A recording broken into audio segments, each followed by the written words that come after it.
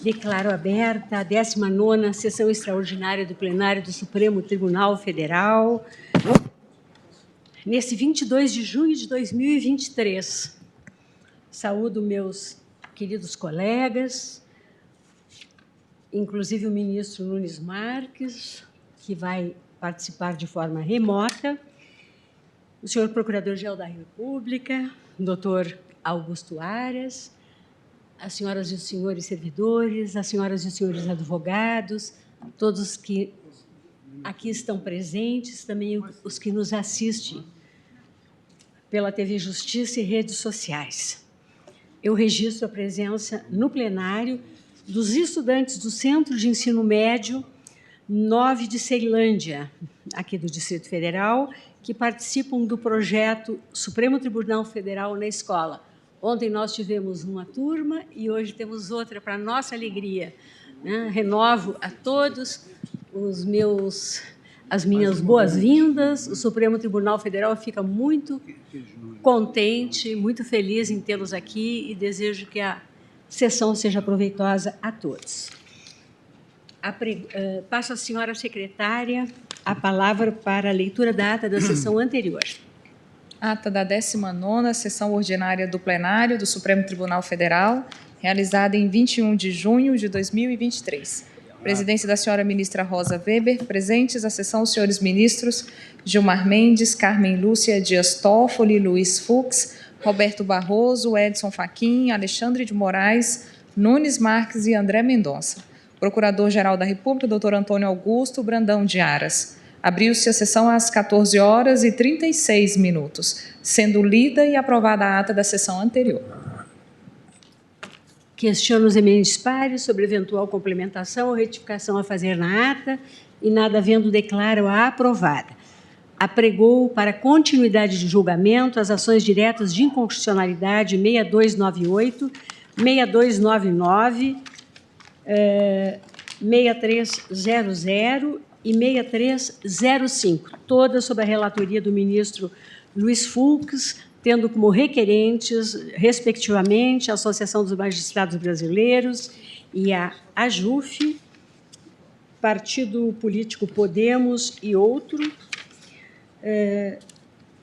União Brasil e Associação Nacional dos Membros do Ministério Público, ONAMP.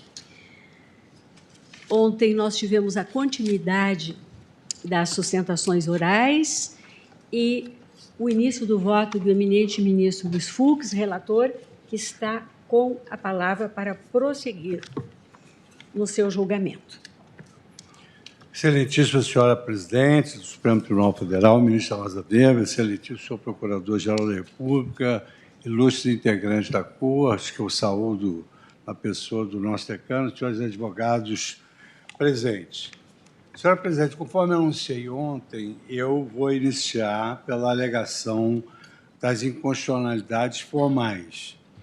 Mas não sem antes, senhora presidente, destacar que há nos autos um primoroso parecer do ministro de sempre desta casa, o ministro Carlos Mário Veloso. E há aqui uma manifestação de Sua Excelência sintética que seria muito interessante reproduzir, porquanto eu vou me seguir, em grande medida, pelas palavras desse ministro de sempre, que fora também juiz de direito, juiz de carreira, e saíra também do STJ, como eu. Então, o ministro Veloso ele inicia o seu parecer dizendo que deixem que testemunhem o velho servidor da Justiça, que viveu cerca de 40 anos como juiz desde o primeiro grau até o Supremo Tribunal Federal, passando por todos os tribunais superiores, menos TST e STM, e que é afastado já faz tempo do serviço ativo do Judiciário, mas não afastado do serviço da Justiça, porquanto é advogado, bem compreendendo o advogado como indispensável à administração da justiça, jamais deixou de observar e pensar os seus problemas, as suas mazelas, a lentidão processual, que no campo da justiça criminal conduz à impunidade que gera a expansão da criminalidade. O sistema judicial brasileiro necessita, sem dúvida, da atenção do legislador. Os problemas, entretanto, estão muito longe de serem resolvidos com a criação do juiz de garantias. Os juízes brasileiros são homens preparados que ingressaram na magistratura após aprovação e classificação em concursos públicos de títulos com a participação da OAB, por isso têm a independência judicial e a imparcialidade como norte e nunca deixaram de ser garantidores de direitos e garantistas, portanto, e fiéis, no sentido de que a justiça tem dois pratos. Num deles estão o sagrado dos direitos individuais e no outro, não menos sagrado, os direitos da coletividade. Destaca que o grande problema é exatamente a execução, o problema da execução e das prisões, e assenta que, nesse quadro preocupante, é que surge o juiz de garantias, causando tumulto no sistema, como bem perceberam os relatores das liminares. Repisando a mim e ao ministro Toffoli, ele destaca que imagine-se, por hipótese, que esses dispositivos questionados efetivamente entrem em vigor. Considerando que as leis processuais têm vigência imediata para aqueles que assim a concebem, em relação a atos processuais futuros, um juiz titular de vaga criminal estaria impedido de atuar na quase totalidade dos acervos de ações penais em trâmite naquela unidade judiciária, na medida em que, muito provavelmente, teria atuado na fase investigativa anterior a essas ações penais, no exercício das atribuições enumeradas no artigo 3º-B da Lei do Juiz de Garantias. Em cumprimento desse novo regramento do acervo, então atribuído ao segundo juiz, que certamente já dispõe de acervo próprio e se encontra em atuação numa unidade judiciária diversa, causaria realmente distúrbio também no exercício das suas próprias funções, ou seja, naquele que não é o juiz de garantias, multiplicando esse mesmo exemplo as milhares de varas criminais do país, prorrogando-se a desorganização dos serviços judiciários em efeito de cascata de caráter exponencial, gerando o risco de uma operação da justiça criminal brasileira entrar em colapso. Então, como preito assim, de reconhecimento do trabalho que Sua Excelência realizou nos autos, eu faço aqui questão de destacar só esse pequeno trecho. Inicio, senhora presidente, pela alegação de inconstitucionalidade formal. Presidente, eu só gostaria de fazer uma pequena observação a propósito desse debate, porque parece que há estudos interrompidos no CNJ mostrando que toda essa implementação já teria sido possível. E eu não quero falar que, na verdade, já faz 3 anos que esse processo está interrompido. Mas eu já expliquei por que ele está interrompido. Está explicado mais de uma vez, mas está interrompido. Portanto, retardamos bastante essa implementação. Hoje eu participei de um evento no CNJ. Nós fizemos, sem nenhuma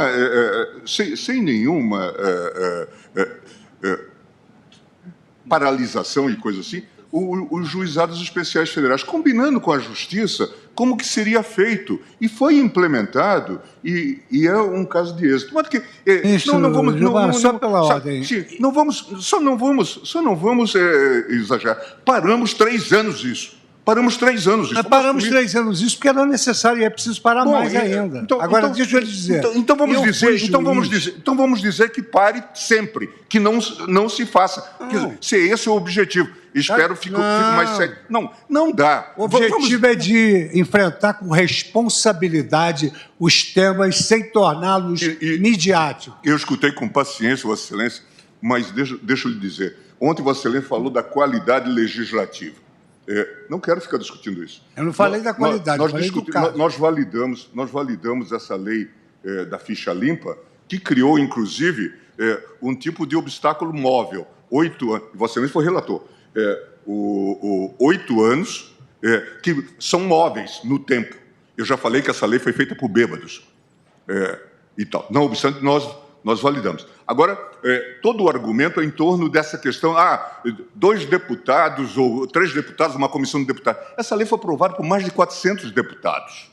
Então, se qualquer um que ficar com ruído, dor de barriga na Câmara, achar que temos que parar no Supremo Tribunal Federal, nós vamos suspender todas as leis. Não, sabe, é só para dizer que a gente escuta todas essas coisas, mas, de fato, vamos julgar o caso. É constitucional ou é inconstitucional? O que é possível implementar? Sabe, que todos nós temos a inteligência mínima para estarmos aqui. Ministro Gilmar, essa temática, que é uma temática inerente ao Supremo, ela foi explorada negativamente de uma tal maneira que me impôs uma responsabilidade muito grande de expor as razões pelas quais eu decidi como decidi. Ontem eu não falei de má qualidade legislativa. Ontem eu falei de um erro legístico que se encontra nessa lei. Vossa Excelência que falou de lei criada por bêbados. Eu nunca falei isso. Eu disse que houve um erro legístico. Já falei isso lá no TSE e tenho certeza. Lei mal feita. Agora, nem por isso declaramos a inconstitucional. Mas eu admiro a sinceridade de Vossa Excelência. Não, e sempre será. E Vossa Excelência pode esperar durante o julgamento a minha sinceridade. Esse não é. Eu não tenho medo de sinceridade. Eu olho no olho e pode esperar. Debate, não tenho medo de coisa nenhuma. Agora, eu vou falar minha verdade até o fim. Pois bem, senhora presidente, se eu estou com a palavra. Então, conforme relatado, as partes autoras alegam a inconstitucionalidade formal dos dispositivos legais instituidores de um novo modelo do juiz de garantias em nosso país. 5 são as causas petentes invocadas pelas autoras para sustentar o pedido de declaração de inconstitucionalidade por vício formal. Afronta ao Pacto Federativo, tendo em vista a repartição constitucional das competências diferentes entre União, Estados Federados, nos termos do disposto no artigo 24, inciso 9 e parágrafo 1º da Constituição da República, esse fundamento, violação da reserva constitucional de iniciativa de lei em matéria de organização judiciária, atribuída pelo Constituinte originário privativamente aos tribunais, nos termos do artigo 96, inciso 1º, letra D, inciso 2º, letra B e D, e do artigo 125, parágrafo 1º, combinado com 110 da Constituição. 3, inobservância da exigência de lei complementar de iniciativa do Supremo Tribunal Federal para a criação ou modificação de regras atinentes ao Estatuto da Magistratura, nos termos do artigo 93 da Constituição Federal. 4, desrespeito à exigência de prévia dotação orçamentária para a implementação das alterações organizacionais acarretadas pela lei, nos termos do artigo 169, parágrafo 1º da Constituição, considerada a vedação ao aumento de despesa prevista nos projetos de lei sem o impacto orçamentário e à luz do novo regime fiscal da União instituído pela Emenda 95. Finalmente, o modelo de juiz de garantias adotado pela Lei 13.964, de 2019, teria fulminado o devido processo legislativo constitucional, conspurcados, segundo sustentam, pela inclusão súbita, sem prévia discussão, de alteração fundamental no projeto, tornando-o absolutamente discrepante de sua concepção originária, ressentindo-se de mínima contribuição dos órgãos envolvidos e da própria sociedade, gerando normas incoerentes, conflitantes e maculadas por erros grosseiros. Enfrento, então, a primeira causa petente, que é a inconstitucionalidade formal por violação do Pacto Federativo. O Poder Constituinte originário, no título em que organizou os poderes do Estado, título 3º, repartiu competências legiferantes entre a União e as unidades federadas, tomando cuidado de evitar tanto os perigos do centralismo excessivo, que eliminaria o experimentalismo local e a própria sobrevivência financeira dos estados e municípios, quanto dos localismos exagerados, que desorientariam o cidadão e o sentimento de justiça dos jurisdicionados. Em matéria processual e procedimental, o Constituinte brasileiro optou pelo equilíbrio entre centralismo e localismo da seguinte forma. A. De um lado, adotou um único Código de Processo Penal, elaborado pelo Congresso Nacional para orientar o Poder Judiciário em todo o território nacional, atribuindo, por isso, à União a competência privativa para legislar sobre direito processual, artigo 22, inciso 1º. Exige, portanto, que as normas do Código de Processo Penal sejam uniformes em nosso país, não havendo espaço para que alguns estados sigam o Código e outros sejam dispensados de observar todas as suas normas. É dizer, se a norma está esculpida no diploma que rege o processo penal brasileiro, ela deve ser observada, sem exceção, em todas as unidades judiciárias do país, sem possibilidade de adequação à realidade local.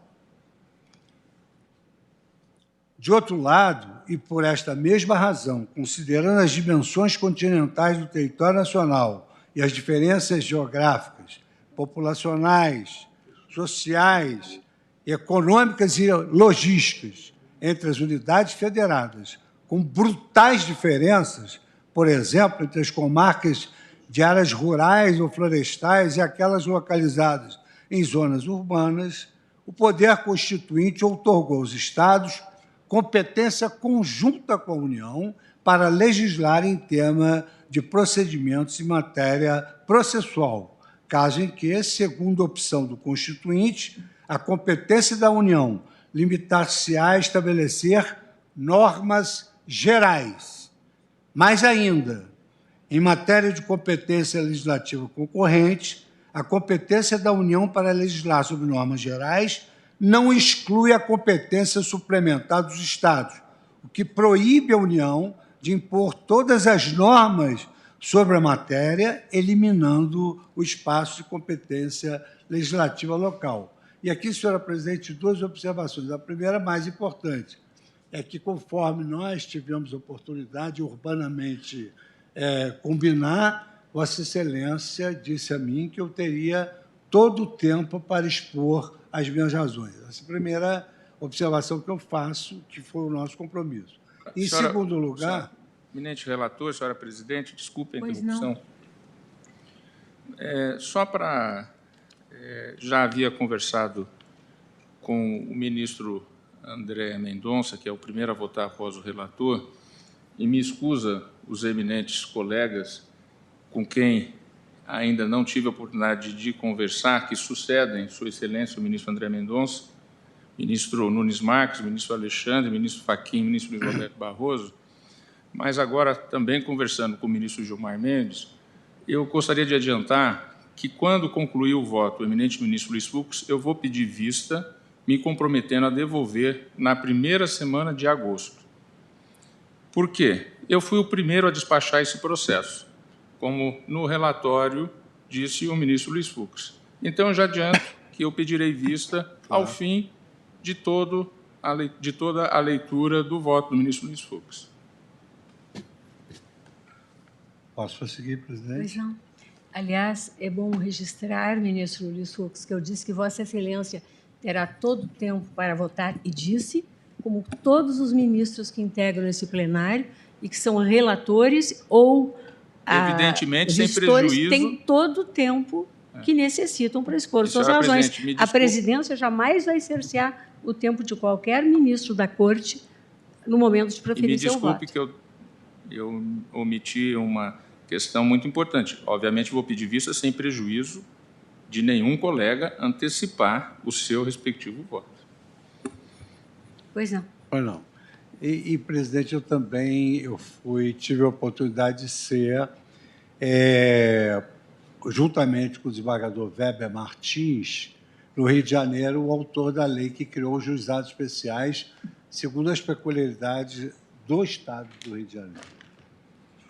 Então, a competência legislativa concorrente da União em matéria de procedimentos processuais, limitada que está a estabelecer normas gerais, sem avançar sobre o espaço de competência dos Estados na mesma matéria, deve ser exercida de maneira contida e cuidadosa, sob pena de violar o fino equilíbrio do Pacto Federativo engendrado pelo Constituinte. Nas palavras de Raul Machado Horta, o exercício desta competência pela União restringe-se ao estabelecimento de uma lei-quadro, uma moldura legislativa, isto é, normas não exaustivas, de modo que os Estados permaneçam detentores de substantiva competência legislativa concorrente, voltada a atender às peculiaridades locais, em respeito ao pluralismo político e à própria essência do federalismo. No plano jurisprudencial, esta Suprema Corte, do julgamento da ADI 927, medida cautelar, relator ministro Carlos Veloso, já definiu que a norma geral prevista no artigo 24 da Constituição Federal tem o sentido de princípio geral, não lhe cabendo estabelecer normas a tal ponto detalhada que gerem repercussão direta nas unidades federadas e inviabilizem concepções distintas à luz das respectivas realidades. E eu apenas relembro que ontem Vossa Excelência deferiu a palavra a vários amici curiae que falaram das suas peculiaridades e dificuldades locais.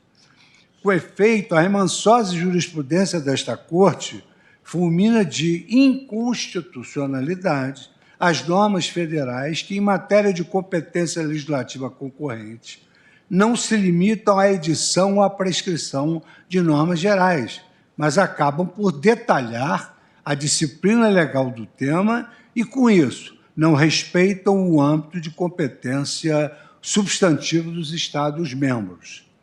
Nesse sentido, como rememora o bem lançado parecer do ministro Carlos Veloso, eu transcrevo aqui o voto na ADI 4060, com o qual eu manifesto a minha concordância e que foi da relatoria de Sua Excelência, o nosso decano, o ministro Gilmar Mendes, quando chama a atenção de que, a partir do modelo federal, e às vezes até da exaustão por parte da União, da legislação federal, nós acabamos por invadir essa competência estadual.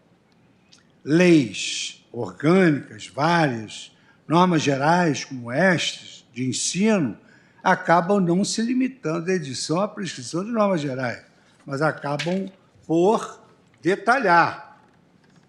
E assim por diante, prossegue Sua Excelência, num voto que eu acompanhei, e, ao final, traz a lume o magistério do professor Conrado Hess, numa obra em que ele teve a oportunidade de traduzir, no sentido de que o professor Conrado Hess, chamando a atenção para o modelo alemão, dizia: legislar sobre normas gerais não pode permitir que a União use dessa competência de forma exaustiva e tem de deixar competência substancial para o Estado-membro.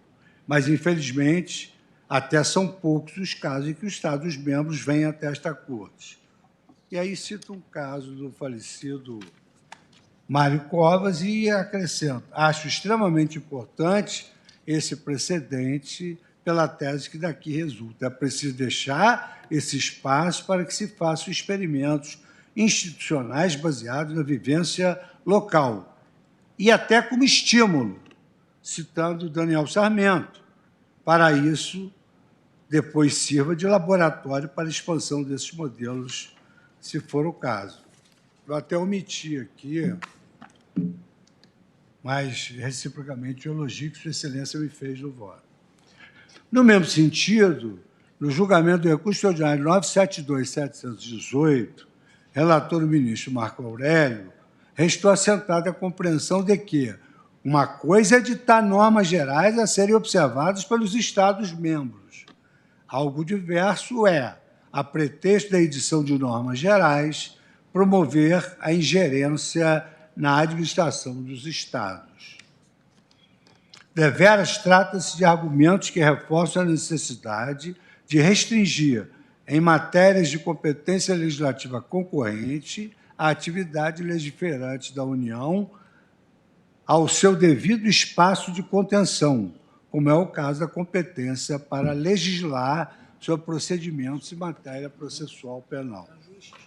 Esta Corte tem se mantido ciosa de sua função de guarda da Constituição, especialmente no que pertine à fiscalização da rigidez do Pacto Federativo. Não é demasiado lembrar que a história do nosso constitucionalismo traz a marca passada dos conflitos federativos, materializados nas múltiplas intervenções federais da União sobre os Estados-membros, que caracterizaram a República Velha e quase toda a era Vargas. Para limitar esta prática que anulava a autonomia legislativa e executiva local, a Constituição de 1934, apesar de sua curta vigência, foi inovadora ao conceber pela primeira vez uma modalidade de controle abstrato de constitucionalidade pelo Supremo Tribunal Federal, precisamente para salvaguardar a existência do Pacto Federativo, razão por que passou a se admitir que as chamadas leis interventivas fossem submetidas a pedido do Procurador-Geral da República ao controle de constitucionalidade do Supremo Tribunal Federal. Até então, as leis não estavam sujeitas à impugnação perante a Corte, que detinha competência unicamente para o controle de constitucionalidade nos casos concretos com efeitos interpartes. A autonomia dos entes federativos foi alçada pela Constituição de 88 ao contemplar a competência legislativa concorrente e não meramente supletiva, como na carta que lhe antecedeu. Ao realizar o controle de constitucionalidade sobre o exercício da competência legiferante pela União, o Supremo Tribunal Federal não pode permitir intervenções indiretas na autonomia dos entes locais, sob pena de permitir a ruína do Pacto Federativo. Resta, então, saber se os dispositivos da Lei 13.964 de 2019, que disciplinaram o juiz das garantias, invadiram ou não a competência dos entes locais por regulamentarem exaustivamente a matéria em questão.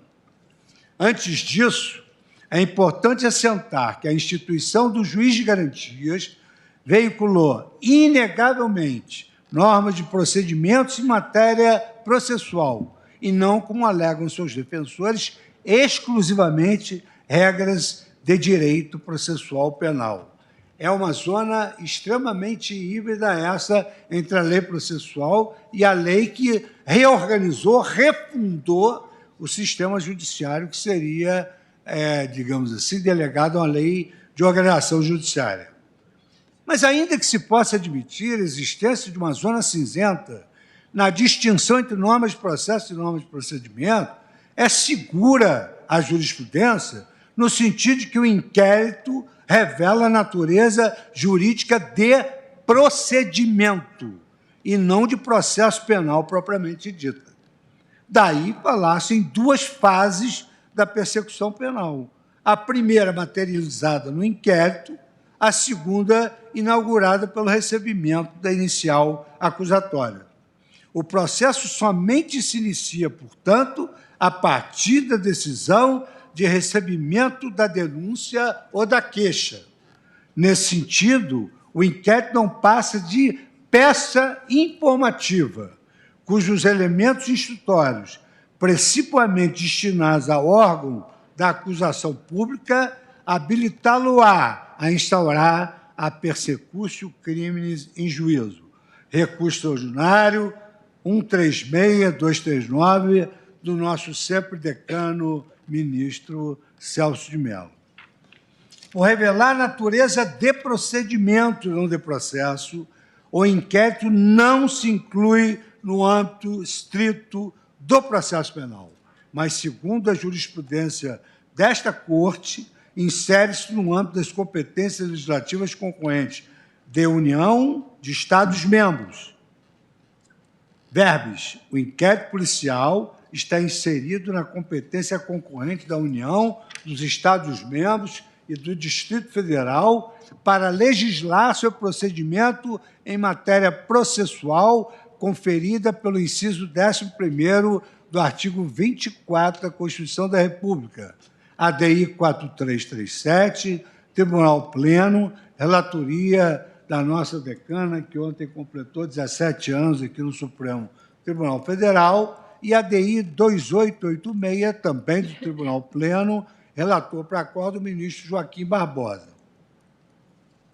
Esta é a razão pela qual se revela compatível com a Constituição a implementação na comarca de São Paulo do Departamento de Inquéritos Policiais da capital, o DIPO, criado pela Resolução OE 1985, para centralizar e agilizar as decisões nas representações formuladas pela Polícia Judiciária. E eu tive a preocupação de receber a Lei Complementar 75 do Estado de São Paulo, com a criação do DIPO, e que, naquele momento da criação, foram criados inúmeros casos. E o DIPO não tem nada a ver com o juiz de garantias, porque, na verdade, o DIPO não recebe denúncia. É diferente, faz só a parte de instrução. Algum equívoco meu nessa parte, ministro Alexandre? Boa tarde, presidente. Cumprimento a Vossa Excelência, ministra Carmen, ministro relator. Na verdade, eu não diria, não chegaria a dizer, ministro Fux, que o DIPO não tem nada a ver com o juízo de garantias. Eu diria que o DIPO é um juízo de garantias sem o recebimento da denúncia. O que faz, e depois eu vou, quando me manifestar, falar, faz uma diferença enorme realmente. No DIPO, uma vez o inquérito distribuído, o inquérito vai para o DIPO, e somente quando há a denúncia é distribuído para a vara. Agora, Vossa Excelência me permite, já que Vossa Excelência tem Lógico. conhecimento, o juiz que trabalha no DIPO, ele fica impedido de ir para a vara criminal? Não. São 13 juízes que trabalham no DIPO. Os 13 juízes atuam, e até ontem eu dizia para Vossa Excelência que eu depois ia falar isso, mas só para se ter uma ideia, esses 13 juízes atuam em 97.206 inquéritos. Eles atuam nos inquéritos de toda a capital, tirando o júri e tirando os fóruns regionais, que só pegam detenção e contravenção. E eles são designados pelo presidente, nós estamos até discutindo numa outra ação, há um juiz designado e os auxiliares, mas não tem impedimento nenhum. Alguns, inclusive, são titulares de vara que atuam no DIPO nesse momento. Obrigado. E todas as funções de juiz de garantia previstas na nova lei são exercidas pelo DIPO. Até o arquivamento. É o juiz do DIPO que pode remeter pelo artigo 28. Agora, denunciado é distribuído para um dos juízes das varas criminais da capital. Obrigado, ministro Alexandre. Se a disciplina, então, continuo eu, presidente, com esses esclarecimentos do ministro Alexandre. Se a disciplina da distribuição do inquérito a um juízo competente exclusivamente para esta fase do procedimento revelasse natureza exclusiva de normas de direito processual, a experiência paulistana seria inconstitucional, por invasão da competência privativa da União para legislar sobre essa matéria. Ali foi legislado através de lei estadual. Cada estado tem essa sua sistemática. Muitos não têm, nem têm. Inclusive, ontem foi feita uma menção ao Estado do Rio de Janeiro que eu vou desfazer. Ao contrário, a considerar-se a competência concorrente dos Estados-membros para legislar sobre procedimentos em matéria processual, nos termos do artigo 24, inciso 11º, revela-se perfeitamente obediente à lei maior a implementação exclusivamente na capital de São Paulo, daquele Estado, de uma norma procedimental diversa do que vige no restante do mesmo Estado.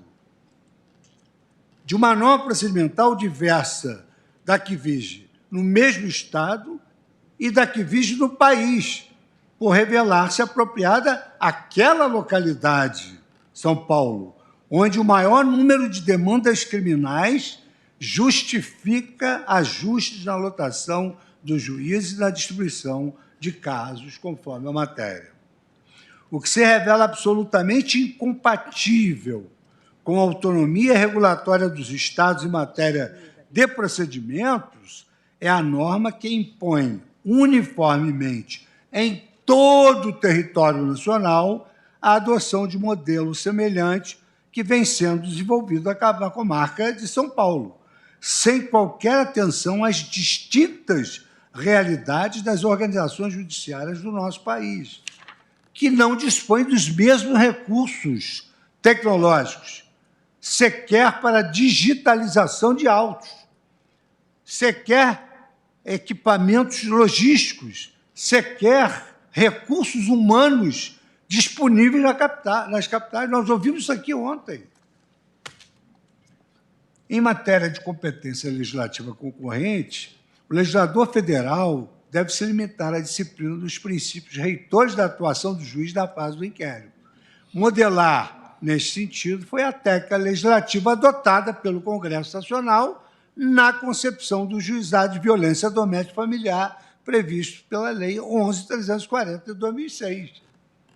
Com efeito, o artigo 14 da chamada Lei Maria da Penha, em respeito à autonomia legislativa dos Estados-membros para legislar sobre procedimentos em matéria processual, ela traçou uma diretriz que poderia ser regulada pelas distintas unidades judiciárias do país, respeitadas as peculiaridades locais da sua implementação.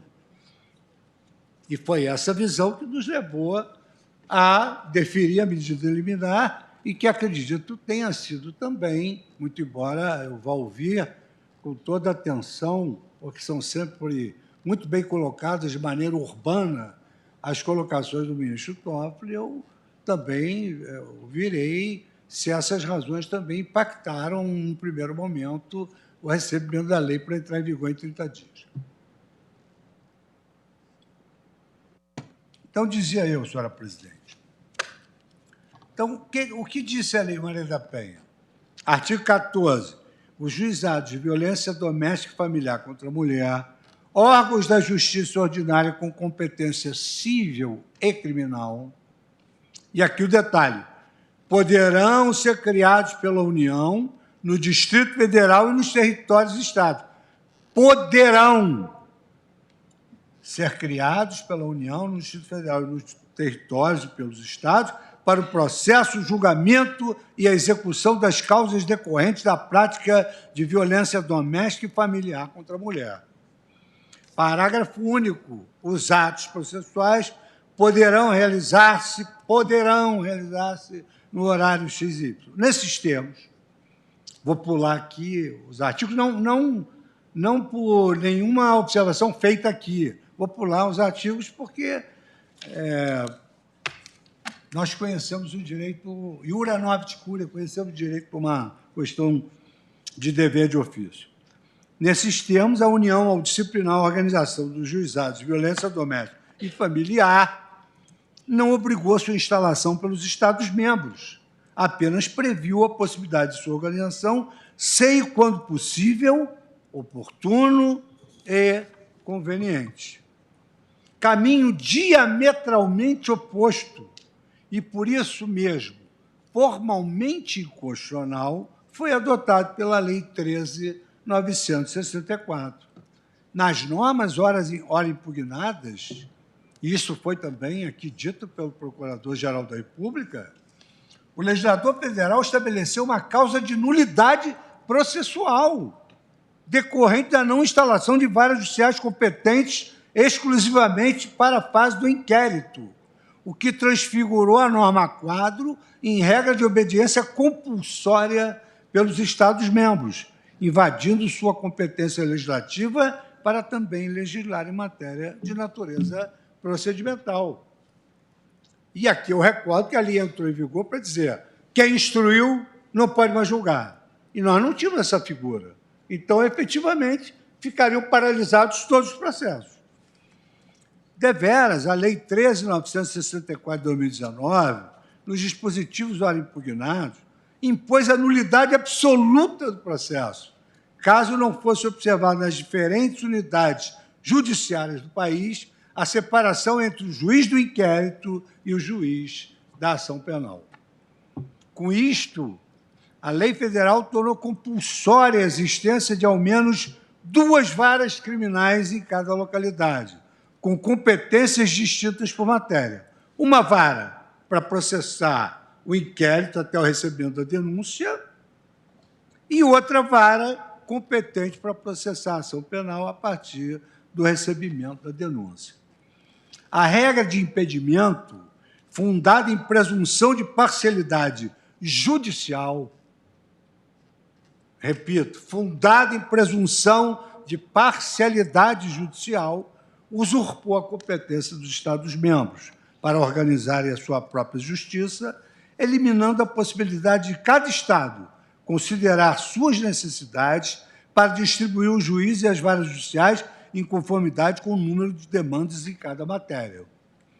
A norma de impedimento, fundada na presunção de parcialidade do juiz, geraria verdadeiro caos nas unidades judiciárias de todo o país, pois exigiria a interrupção automática de todas as ações penais atualmente em andamento, obrigando a todas as localidades a providenciarem a substituição do juiz competente nos processos de natureza criminal.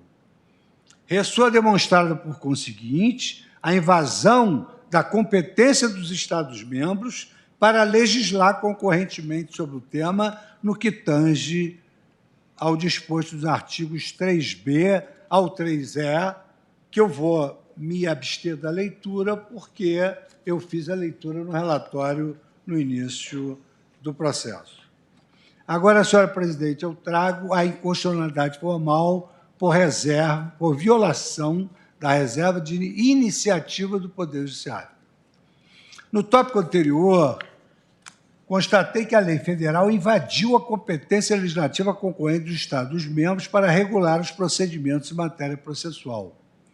Tratou-se, naquele item, da violação do Pacto Federativo, pelo qual o Constituinte originário estabeleceu a separação vertical dos poderes políticos, promovendo o equilíbrio na distribuição dos poderes normativos entre a União e as unidades federadas. Neste item, tratarei da violação à separação horizontal dos poderes políticos, no que tange à reserva de leis.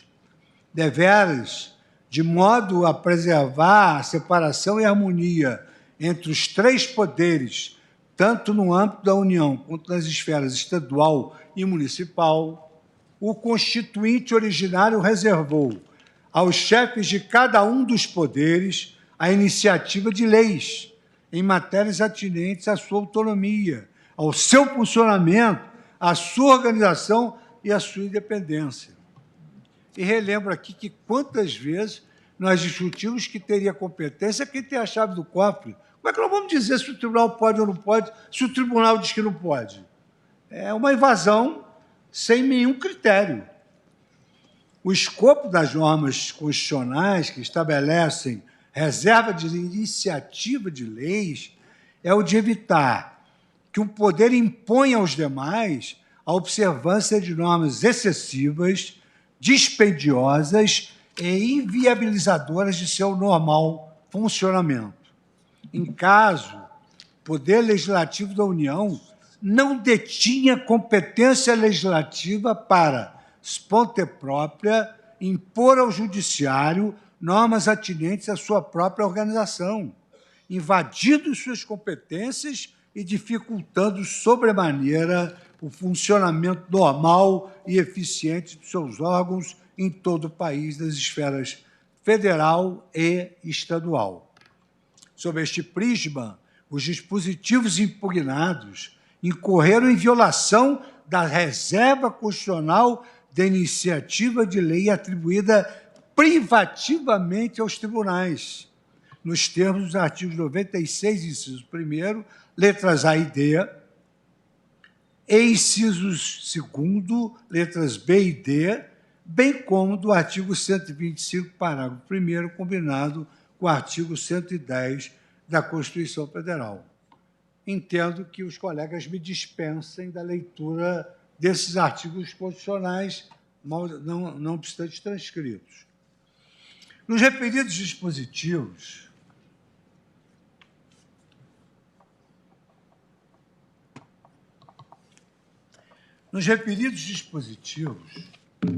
o Constituinte protege a prerrogativa de auto-organização e autonomia do Poder Judiciário, atribuindo tanto ao órgão de cúpula do Poder Judiciário da União, o Supremo Tribunal Federal, quanto aos órgãos de cúpula estaduais, os tribunais de justiça, respectivamente no âmbito federal e estadual, a elaboração do projeto de lei que trate de alteração da organização e da divisão judiciárias.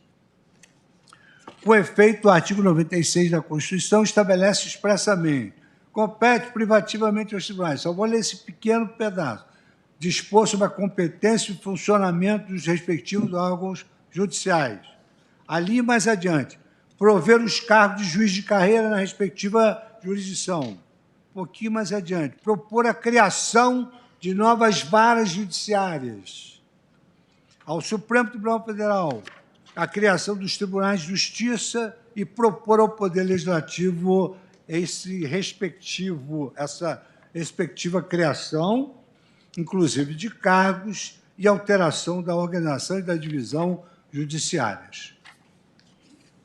As normas de organização judiciária consistem, eminentes colegas, precisamente, segundo a clássica lição de Henri Capitan, no conjunto de regras que, em cada Estado, determinam a hierarquia, a composição e a competência dos órgãos encarregados de administrar a justiça, regulando o funcionamento da estrutura do Poder Judiciário mediante a atribuição de funções, a divisão da competência de seus órgãos singulares ou dos seus órgãos colegiados. E trago aqui a lição do professor Luiz Rodrigues Vambia. Aqui, então, senhora presidente, eu trago um escolho extraído da nossa jurisprudência, onde assentou-se que a instituição do juiz de garantias altera materialmente a divisão e a organização dos serviços judiciários em tal nível que demanda uma completa reorganização da justiça criminal do país. Por óbvio, cada tribunal tem a prerrogativa de decidir como essa reorganização de funções será feita. Se for o caso, especialização de varas, criação de núcleos de inquéritos, de sorte que é inafastável considerar que o artigo 3A, 3F, consistem preponderantemente em normas de organização judiciária. Fazendo apenas uma correção, senhora presidente, por dever de lealdade, isso não consta de um acordo, consta da minha decisão liminar. Mas há um acordo do Supremo. Direito processual penal, habeas corpus, postulado do juiz natural, especialização de competência, resolução do Tribunal de Justiça, legitimidade do Ministério Público. Vou ler só a parte que interessa. O Poder Judiciário, inciso 5º,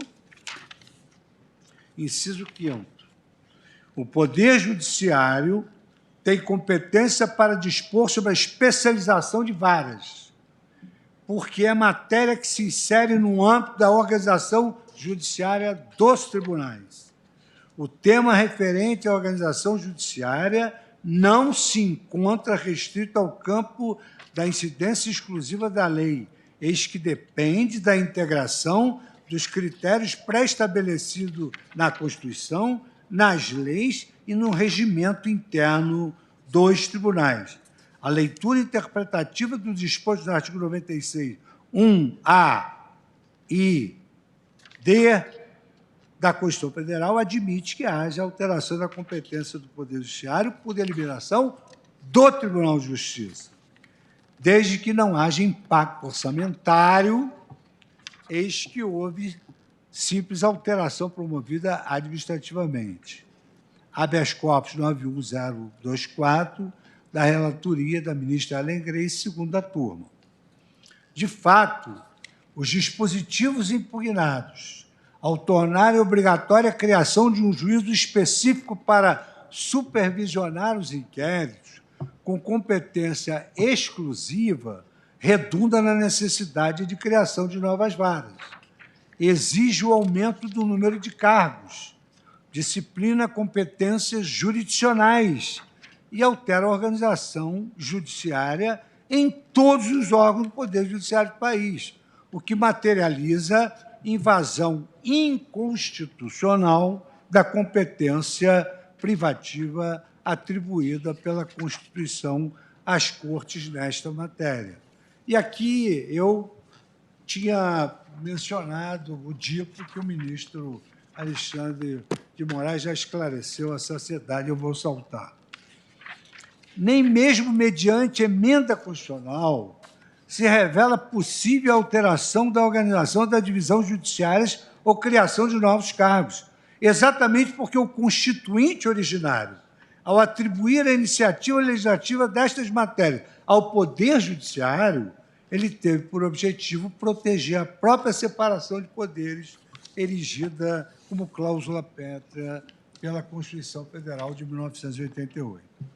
Neste sentido, este Supremo Tribunal Federal suspendeu a eficácia da Emenda Constitucional 73 de 2013, que pretendia criar novos tribunais regionais federais, como aqui foi lembrado pelas associações, ao entendimento de que toda modificação que crie encargos para o Poder Judiciário, no presente caso, os encargos são de elevadíssima monta ou afete a sua estrutura, deve ter por iniciativa o órgão jurisdicional competente, segundo a Constituição. ADI 5107, da relatoria do ministro Joaquim Barbosa. Eu relembro, senhora presidente, que essa ação dormitou aqui no Supremo até que o Conselho da Justiça Federal teve a iniciativa da criação do Tribunal Regional Federal de Minas Gerais, que é o Tribunal Regional da Sexta, né, ministra Carmen Lúcia? Ora, a criação dos juízos das garantias com competência exclusiva para o inquérito, impedindo de atuar no prosseguimento da ação penal o juiz, exigiria, para me valer das palavras do ministro Carlos Veloso, completa reestruturação da justiça criminal. Quer dizer, se o juiz só trabalha nisso e não trabalha na vara criminal, isso exigiria uma completa reestruturação da justiça criminal na visão do ministro Carlos Veloso, que fora juiz de carreira e conhece as vicissitudes das intrâncias. Inegável, portanto, que as alterações promovidas pela Lei 13.964, de 2019, voltadas à criação de uma nova competência judicial em todas as unidades judiciárias do país, violaram frontalmente a competência privativa dos tribunais para a iniciativa de projeto de lei voltado a disciplinar esta matéria. Parto agora, senhora presidente, para o terceiro item da inconstitucionalidade formal, sob o título de violação da exigência de lei complementar de iniciativa do Supremo Tribunal Federal. Especificamente no que pertine à norma do artigo 3D, segundo a qual o juiz que, na fase de investigação, praticar qualquer ato incluído nas competências dos artigos 4º e 5º deste Código, que são todas as medidas que o juiz pode tomar no inquérito, chama atenção para isso, ficará impedido de funcionar no processo. Nesse particular, na minha visão, a lei incorreu em violação da competência privativa do Supremo Tribunal Federal para a iniciativa de lei complementar para a criação ou modificação de regras atinentes ao Estatuto da Magistratura. O artigo 93 da Constituição é claro, lei complementar de iniciativa do Supremo Tribunal Federal disporá sobre o Estatuto da Magistratura, observando os seguintes princípios. O número de juízes na unidade jurisdicional será proporcional à efetiva demanda judicial e à respectiva população. É impossível de fazer esse cálculo. No juiz, onde só tem vara criminal, não tem juízes de garantias, é absolutamente impossível. Isso refundaria o Poder Judiciário e exigiria, efetivamente, uma manifestação do Supremo Tribunal Federal por meio da lei complementar do Estatuto da Magistratura. 2 pontos merecem ser destacados a respeito da violação desta previsão constitucional. Em primeiro lugar, não compete à iniciativa do Poder Legislativo, seja da União, seja dos Estados-membros, dispor sobre normas pertinentes ao Estatuto da Magistratura. A Constituição atribui ao Supremo Tribunal Federal a iniciativa de projeto de lei sobre a matéria, diz o ministro Carlos Veloso.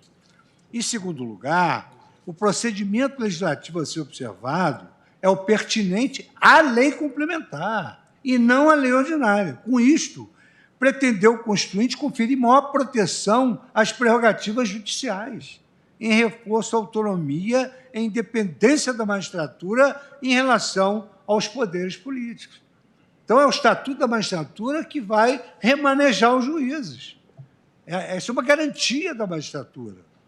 Até porque nós temos aí a garantia da inamovibilidade. Na contramão desta exigência, a Lei 13.964 de 2019, ela inobservou tanto a iniciativa privativa do Supremo em matéria atinente ao Estatuto da Magistratura, como a forma exigida em lei para promover alterações pertinentes ao tema. Importa destacar que a desobediência ao disposto no artigo 93 da Constituição adveio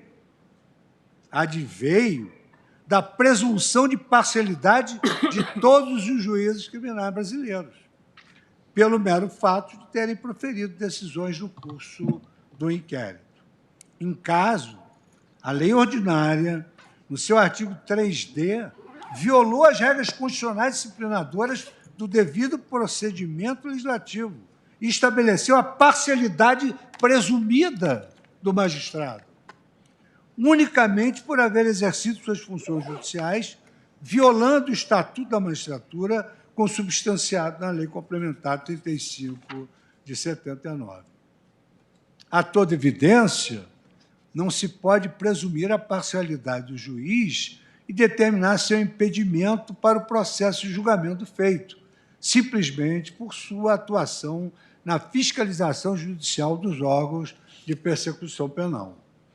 Imputar aos juízes criminais a pecha a priorística de agirem parcialmente em todo e qualquer caso de investigação criminal não encontra mínimo respaldo na Constituição, nem na Lei Orgânica da Magistratura, revelando-se inconstitucional a lei ordinária que estabeleça essa presunção de parcialidade. Caso de impedimento. Perceba-se que inteiramente diversa é a disciplina normativa do DIPO, pelo Tribunal de Justiça do Estado de São Paulo.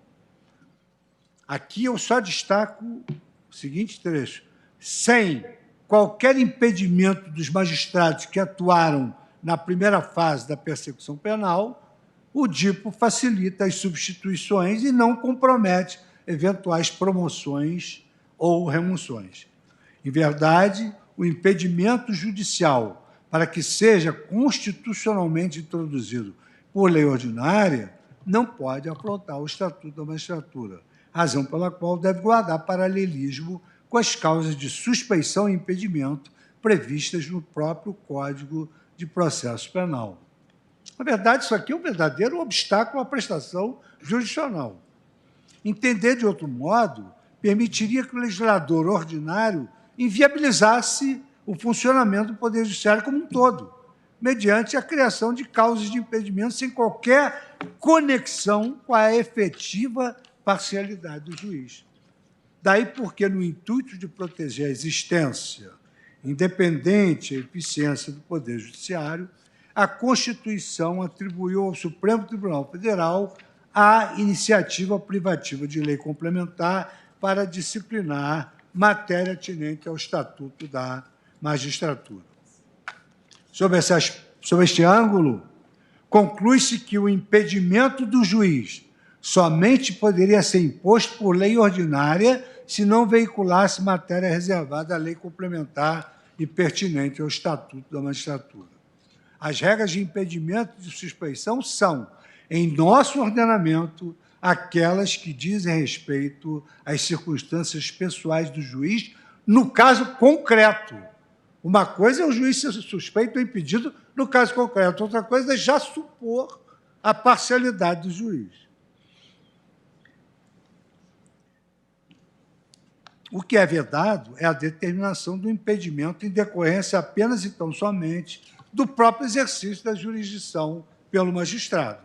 Por conseguinte, o impedimento absoluto do novo juiz de garantias, vejam bem, o impedimento, pode até existir o juiz de garantia, está impedido de funcionar no processo. Por conseguinte, o impedimento absoluto do novo juiz das garantias, decorrente do exercício de funções judiciais propriamente dita nos termos, que é concebido pelo artigo 3D da lei, viola a Constituição da República, por invadir matéria atinente à própria magistratura, que tem o seu estatuto próprio. Quer dizer, o juiz está dizendo qual é o juiz que pode agir aqui e ali. E ofende a reserva de lei complementar, porquanto garantia substantiva da independência e autonomia do Poder Judiciário e de seus magistrados. Esse juiz de garantias é designado. Ou nós vamos ter um superjuiz, ou nós vamos ter um juiz acuado. De duas, uma.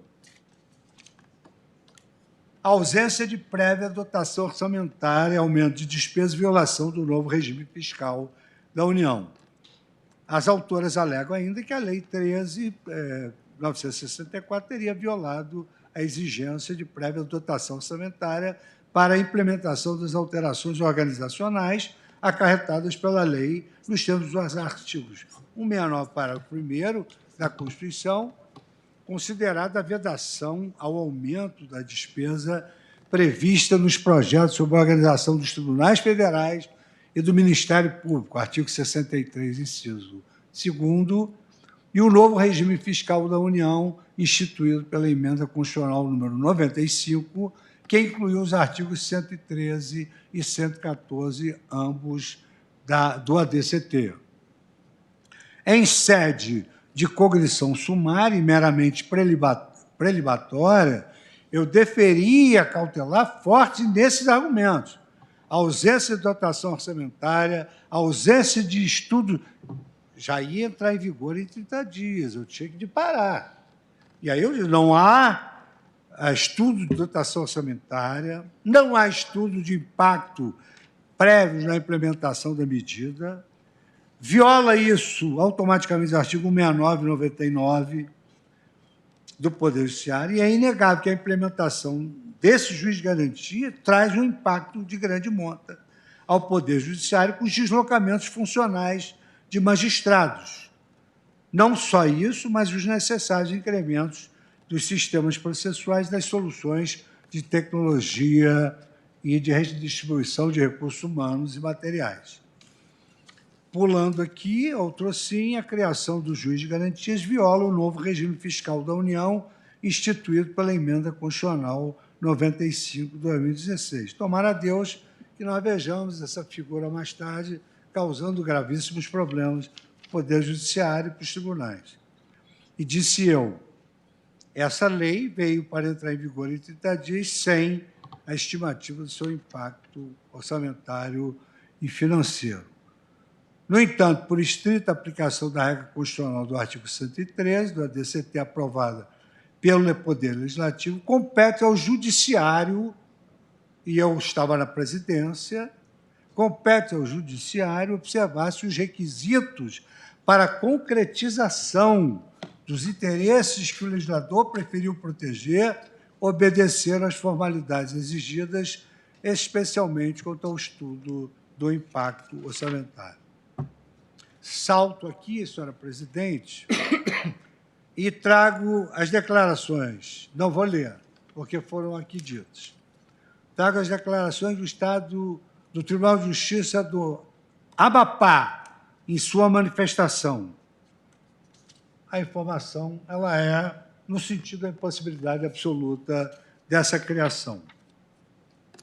Trago a declaração do Tribunal de Justiça do Estado de Sergipe, onde aí, numa digressão que eu acho importante, até mesmo no âmbito do Tribunal de Justiça do Estado de São Paulo, que já dispõe da estrutura do DIPO, na comarca da capital, o presidente da Corte, quer dizer, o chefe do Poder Judiciário, o presidente da Corte, numa comunicação oficial introjetada no processo, reconheceu que as distinções introduzidas pela Lei 13.964/2019, em decorrência da introdução da regra de impedimento, que não existe na regulação paulista do juiz de garantias, geraria impacto orçamentário.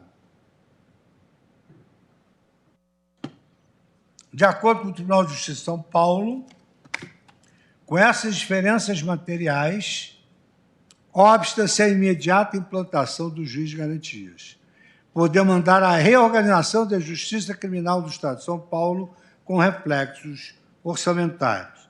Em verdade, os impactos financeiros são absolutamente estrondosos, especialmente se considerarmos, como demonstrado nos autos, que mais de 70% das unidades judiciárias do nosso país, sejam federais e estaduais, funcionam atualmente com um único juiz competente para os feitos da justiça criminal.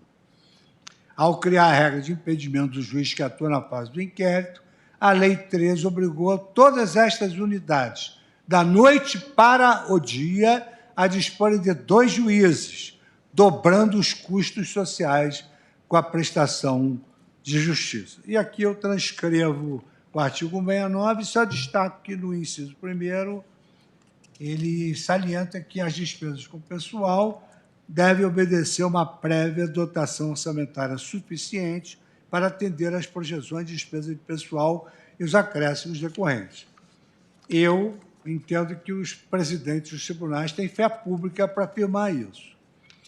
Trata-se de norma de observância obrigatória que foram frontalmente desconsideradas na tramitação legislativa das normas que introduziram um novo juiz de garantias. Vale, por fim, acrescentar que os precedentes desta Corte fulminam de inconstitucionalidade as emendas parlamentares apresentadas durante a tramitação de projetos de lei de iniciativa do Poder Judiciário, sempre que tais alterações importem aumento de despesa prevista no projeto de lei e, 2, não guarde afinidade lógica com a proposição original. No julgamento da DI 4062, palavra de Sua Excelência, meu dileto amigo, o ministro Roberto Barroso, o plenário decidiu por unanimidade. Direito constitucional, ação direta de constitucionalidade, expressão oriunda de emenda parlamentar, projeto de lei de iniciativa do Tribunal de Justiça de Santa Catarina. Destaquei só esse trecho. A Constituição Federal estabelece que compete ao Tribunal de Justiça a iniciativa legislativa a respeito da alteração da organização e da divisão judiciária. Artigo 96, 2d, e, nesse mesmo sentido, a DI 1834, ministro Maurício Correia, onde Sua Excelência, o saudoso ministro Maurício Correia, assentava que essa invasão implicaria em ofensa ao princípio da separação de poderes. E ainda, ao concluir, Sua Excelência, o ministro Luiz Roberto Barroso, concluiu pela ação direta de constitucionalidade que o pedido se julga procedente. A DI 4062 relatou o ministro Roberto Barroso, Tribunal Pleno julgado em 23 de agosto de 2019. Em caso, diante do manifesto aumento de despesa, revela-se, a par das violações do princípio da separação de poderes e do princípio federativo, manifeste na observância das normas inscritas na Constituição Federal, comprometendo a criação do juiz das garantias no desenho conferido pela Lei 13.964, de 2019, encerrando inconstitucionalidade formal também por este fundamento. eu tenho agora, senhora presidente, a violação do devido processo legislativo constitucional substantivo. Essa é outra inconstitucionalidade formal. Finalmente, o modelo do juiz de garantias adotado pela Lei 13.964, de 2019, teria desobedecido o devido processo legislativo constitucional. Senhora presidente, eu jamais levantei a minha voz para falar sobre a má qualidade legislativa. Muito ao contrário. O que eu mencionei, e jamais utilizei expressões desonrosas aos parlamentares. Eu apenas destaquei que, nesse caso, segundo as manifestações dos próprios parlamentares, a lei foi votada de maneira muito assodada. Foram palavras de pessoas que hoje compõem o governo.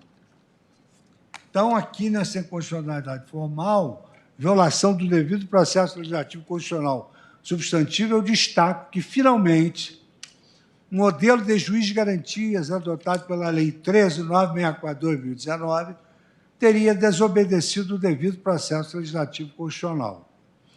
Segundo sustentam as autoras e diversos amiti curia, operou-se a inclusão súbita e sem prévia discussão das normas atinentes ao juiz das garantias, implementando alteração fundamental no projeto, discrepante de sua concepção originária. As alterações foram introduzidas de surpresa quando já estavam concluídos os debates sobre o pacote anticrime nas comissões e no grupo de trabalho criado especificamente para a concepção do referido projeto. Nesse sentido, estudo detalhado da tramitação do projeto que deu origem à lei revela o descumprimento do devido procedimento legislativo na aprovação do texto final, com a introdução surpresa do juiz das garantias, sem o devido e prévio debate. E aqui, senhora presidente, como aqui se afirmou que eu disse que haveria uma má qualidade legislativa, o que eu vou utilizar agora são palavras de dentro do legislativo. Não são minhas, eu vou transcrever. O PL 10.372, apresentado em 6 de junho de 2018, tramitou e foi discutido no âmbito GT penal, nomenclatura atribuída ao grupo de trabalho destinado a analisar e debater as mudanças promovidas na legislação penal e processual penal pelos PLs números tais e tais, sob a coordenação da deputada e da relatoria do deputado X. O GT penal produziu um documento de 273 páginas, em que, supostamente, se teria debruçado sobre todas as alterações pretendidas na legislação penal e processual penal pelo mencionado conjunto de projetos, Brasil 2019-C. Nesse documento, de 273 páginas do Grupo de Trabalho Penal, não há nenhuma menção ao juiz de garantias. Essa primeira parte, senhora presidente, já estou terminando, porque eu sei que é horário de audiência.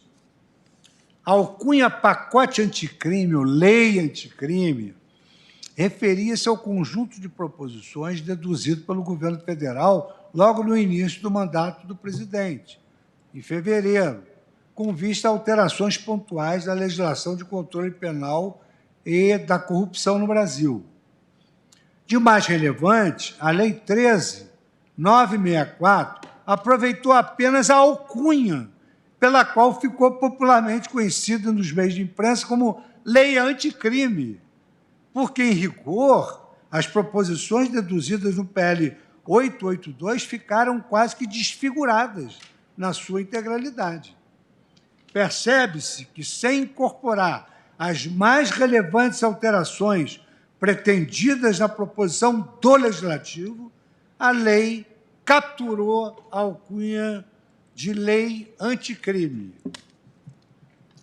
As proposições legislativas reunidas na tramitação do PL 10.372, ainda reproduzidas as palavras do Parlamento, não faziam qualquer referência ao juiz das garantias.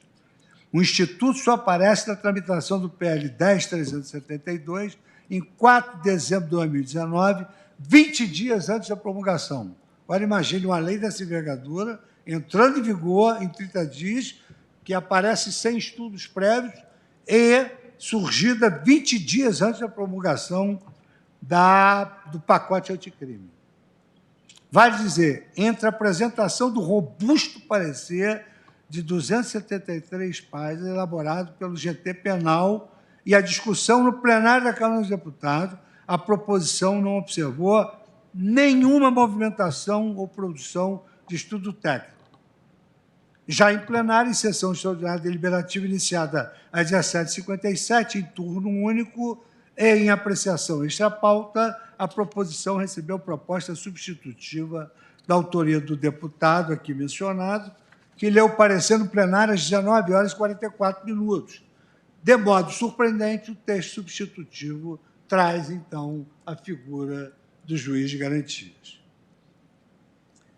Aí, aqui também há outras passagens, mas eu, tendo em vista essas audiências, não há uma linha indicativa, vale ressaltar, de estudo técnico a lastrear a figura do juiz das garantias. Não houve qualquer consideração de legística. Não sou eu que estou falando, é o parlamento que está dizendo. Não houve qualquer consideração de legística para a inclusão da figura na legislação processual penal brasileira pelo parlamento. Isso é dito por integrantes, porque deve haver um substantivo processo legislativo. Quantas vezes aqui nós entendemos que processo legislativo é matéria interna corporis, mas o parlamentar tem o direito subjetivo público de participar do processo legislativo regular. No Senado Federal, a ausência de qualquer consideração legística se repete, formalizando como PL 6341. Digo eu, a tramitação também, não digo eu, transcrevo eu, a tramitação também ocorreu de modo assodado. O projeto ingressou no Senado em 10/12/2019 e de lá saiu no dia 13 do mesmo mês.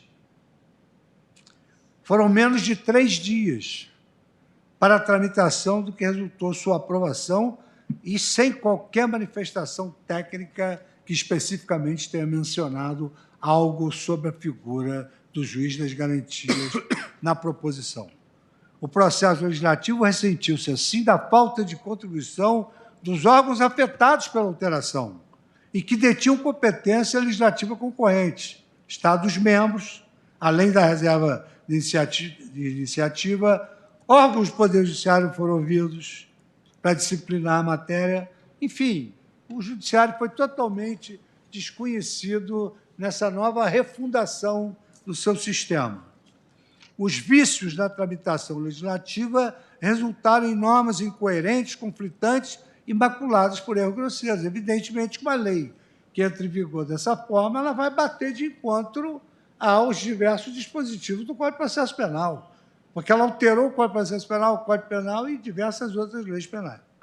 Em consequência, os dispositivos impugnados padecem de graves e notórios erros legísticos, e não observando o dever de cuidado da definição legal da matéria objeto da impugnação. Além das incoerências, incongruências, incompatibilidades e desproporcionalidade observados na lei, que serão objeto de outro capítulo, notam-se no texto impugnado erros inadmissíveis e inexcusáveis em matéria de tamanha importância. E eu reitero, essa matéria tomou tanta importância que ela colocou para trás meio ambiente, marco legal, tudo. Juiz de garantias é a grande solução do problema do Brasil. E eu destaco 2 dispositivos contaminados por esse erro legístico. Em primeiro lugar, vejamos o texto do artigo 3D, que estabeleceu o impedimento do novo juiz de garantias para atuar na fase procedimental. O dispositivo questionado, ministro Barroso, prevê o seguinte: o juiz que, na fase de investigação, praticar qualquer ato incluído nas competências dos artigos 4º e 5º deste Código, ficará impedido de funcionar no processo. Quais são as competências previstas no artigo 4º e 5º do Código Penal, do Código de Processo Penal, a que alude o artigo 3º da lei?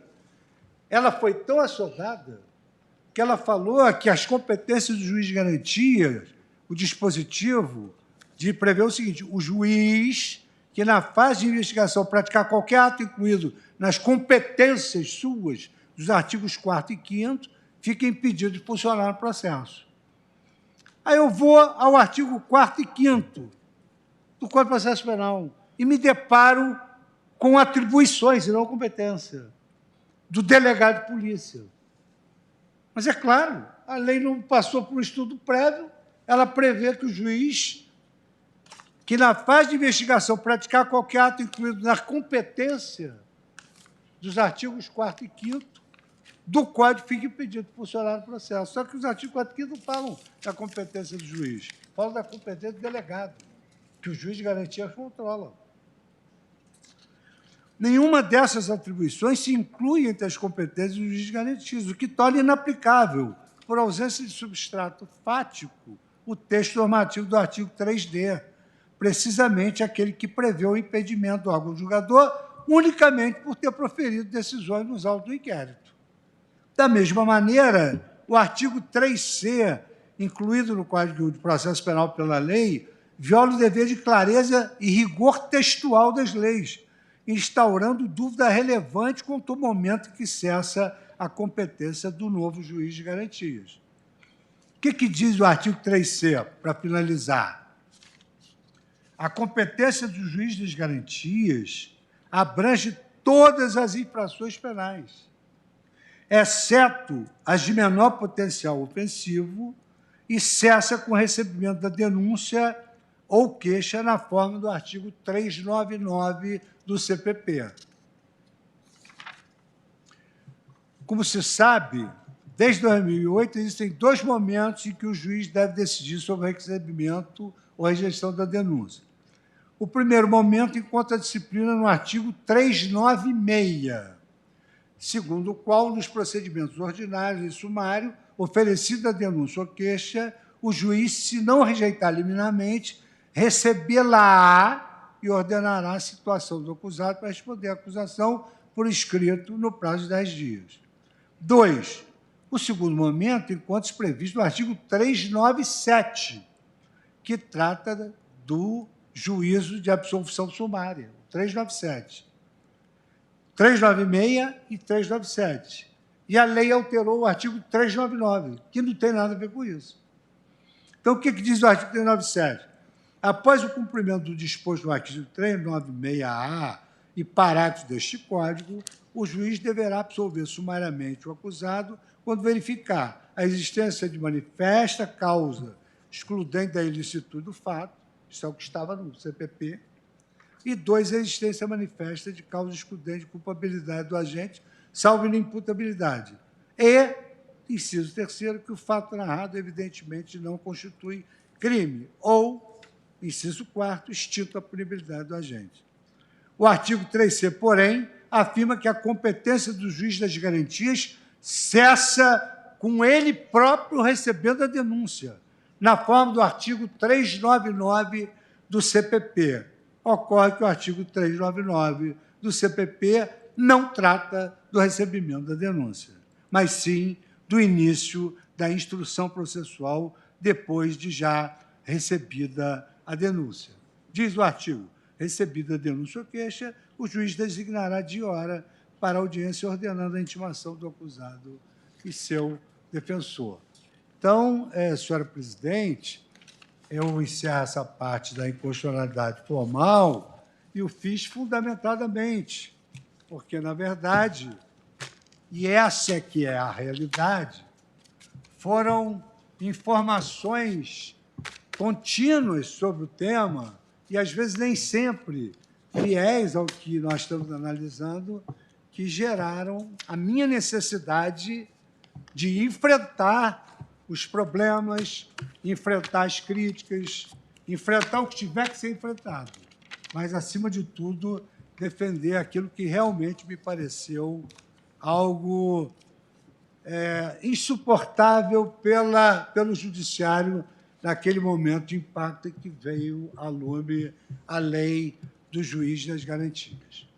Então, como eu e os demais colegas têm audiências, eu deixo para a segunda parte o começo da inconstitucionalidade material. Agradeço a Vossa Excelência, ministro Luiz Fux, e suspendo a nossa sessão pelo prazo regimental de 30 minutos.